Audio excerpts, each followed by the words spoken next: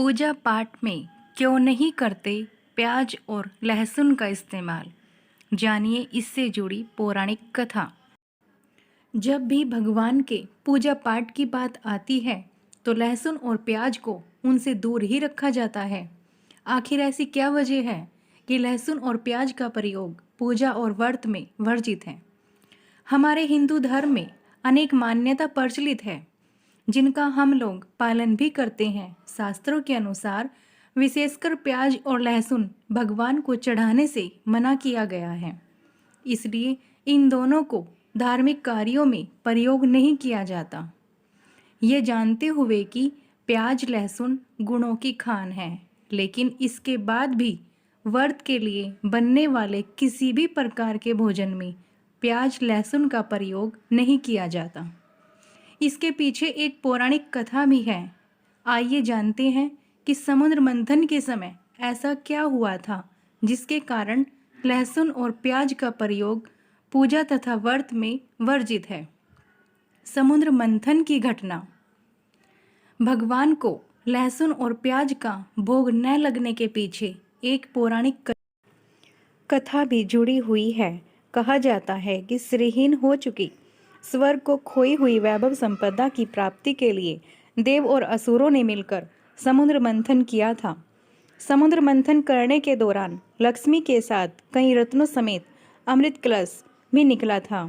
अमृत पान करने के लिए देवताओं और असुरों में विवाद हुआ तो भगवान विष्णु मोहिनी रूप धारण कर अमृत बांटने लगे।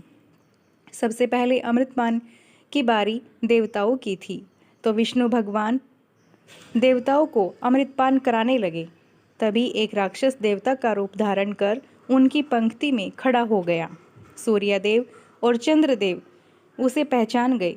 उन्होंने विष्णु भगवान से उस राक्षस की सच्चाई बताई। तब भगवान विष्णु ने अपने चक्र से उसका सिर धड़ से अलग कर दिया। उसने थोड़ा अमृतपान किया था जो अभी उसके मुख में था। सिर कटने के खून और अमृत की कुछ बूंदें जमीन पर गिर गई। उससे ही लहसुन और प्याज की उत्पत्ति हुई।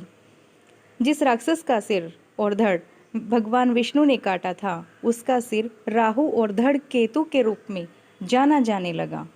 राक्षस के अंश से लहसुन और प्याज की उत्पत्ति हुई थी। इसी कारण से उसे व्रत या पूजा में शामिल नहीं किया जाता। आयुर्वेद में भोजन की 3 श्रेणियां हैं। आयुर्वेद में भोजन को 3 श्रेणियों में बांटा गया है: सात्विक, तामसिक और राजसी। इन 3 तरह के भोजन करने पर शरीर में सत, तमस और रज गुणों का संचार होता है। सात्विक भोजन, इसमें ताजे फल, ताजी सब्जियां, दही, दूध जैसे भोजन सात्विक है और इनका प्रयोग उपवास के दौरान ही नहीं बल्कि हर समय किया जाना अच्छा है। तामसिक और राजसी भोजन, इस तरह के भोजन का मतलब बासी खाने से होता है। इसमें बादी करने वाली दालें और मांसाहारी जैसी चीज़ें शामिल होती हैं। राजसिक भोजन, यह बेहद मिर्च, मसालेदार, चटपटा और उत्तेजना पैदा करने वाला खाना है। इन दोनों ही तरह के भोजनों को स्वास्थ्य और मन के लिए लाभदायक नहीं बल्कि नुकसानदायक है। दोस्त, आपको ये कथा कैसी लगी हमें कमेंट कर ज़रूर बताइएगा। फिर मिलते हैं ऐसी ही नई कथाओं के साथ। तब तक के लिए नमस्कार। चैनल को लाइक, शेयर और सब्सक्राइब करना ना भूलिएगा। Thanks for watching. बाय।